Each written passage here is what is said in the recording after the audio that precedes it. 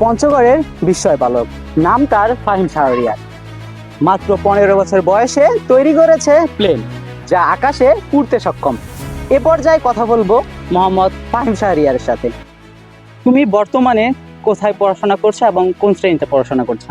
আমি বর্তমানে সৈয়দপুর সরকারি বিজ্ঞান কলেজে পড়াশোনা করছি এবং আমি নবম শ্রেণীতে পড়ালেখা করছি। প্লেন বানানোর চিন্তা তোমার মাথায় প্রথমে কিভাবে আসলো? আমি ছোটবেলা থেকে এ সকল এয়ারপ্লেন, গ্লাইডার বা স্লো ফ্লায়ার নিয়ে অনেক আগ্রহী ছিলাম। এ সকল বিষয়ে চিন্তা ভাবনার পর আমার প্লেন বানানোর অনেক শখ ছিল, তাই আমি ছোটবেলা থেকে অনেক চেষ্টা করি বানানোর, কিন্তু প্রথমে সফল না হলেও এখন আমি সফল। তৈরি করতে তোমার কতদিন সময় লেগেছে? প্রায় 7 দিন লেগেছে। এই প্লেনটি তৈরি করতে তোমার বড় চ্যালেঞ্জ কি ছিল? এই প্লেনটি তৈরি করতে আমি অনেক বাধার সম্মুখীন হই। এর মধ্যে সবচেয়ে বড় যেটা আমার চ্যালেঞ্জ লাগছে সেটা হচ্ছে প্লেনটাকে ব্যালেন্স করা, প্লাস এর প্রয়োজনীয় সকল ম্যাটেরিয়ালস খোঁজা এবং সঠিকভাবে ওড়ানো শেখা। কখনো কি মনে হয়েছে কাজটা তুমি শেষ করতে পারবে না? আমার অনেকবারই মনে হয়েছে যে আমি কাজটা শেষ করতে পারবো না। প্রথমবার নিজের বানানো প্লেন আকাশে উড়ানোর অনুভূতি কেমন ছিল? অনুভূতিটা ছিল খুবই আনন্দময় এবং আবেগপ্রবণ। তোমার এই তৈরি করা প্লেনটি আকাশে কতক্ষণ উঠতে পারে এবং এর রেঞ্জ কত দূর? এটি ফুল চার্জে সর্বোচ্চ 15 থেকে 20 মিনিট উঠতে পারে এবং এর রেঞ্জ হলো 1 কিলোমিটার।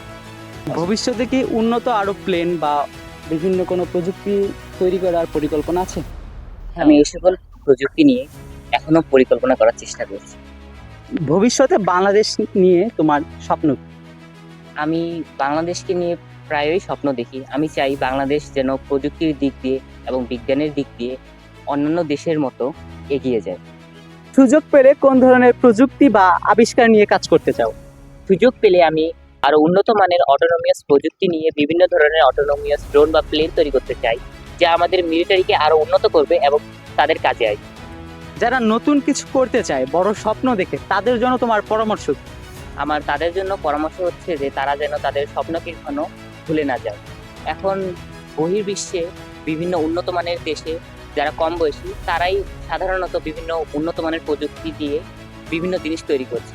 আমাদের দেশের কম বয়সী বালক বালিকা যারা আছে তারা চাইলেই এই সকল কাজে উদ্যোগী হলে জিনিস তৈরি করতে সক্ষম হবে, কিন্তু আমাদের দেশে ম্যাক্সিমাম কম বয়সী বালকেরা বিভিন্ন ধরনের মোবাইল ফোন ইত্যাদি ডিভাইস নিয়ে ব্যস্ত।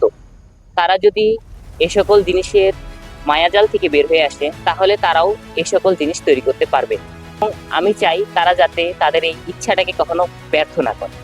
তোমার জীবনের সবচেয়ে বড় অনুপ্রেরণা কি? আমার জীবনের সবচেয়ে বড় অনুপ্রেরণা হলেন আমার বাবা। তিনি আমাকে এ সকল বিষয়ে আগ্রহী করেছেন এবং সাহায্য করেছেন। তিনি আমাকে বেশিরভাগ অনুপ্রেরণা প্রদান করেছেন। 10 বছর পরে তুমি নিজেকে কোথায় দেখতে চাও?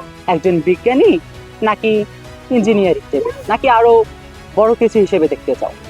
10 বছর পর আমি নিজেকে একজন বড় ডাক্তার বা ইঞ্জিনিয়ার হিসেবে দেখতে চাই এবং তার পাশাপাশি আমি এ সকল বিষয় নিয়ে আরো অগ্রগতি করতে চাই।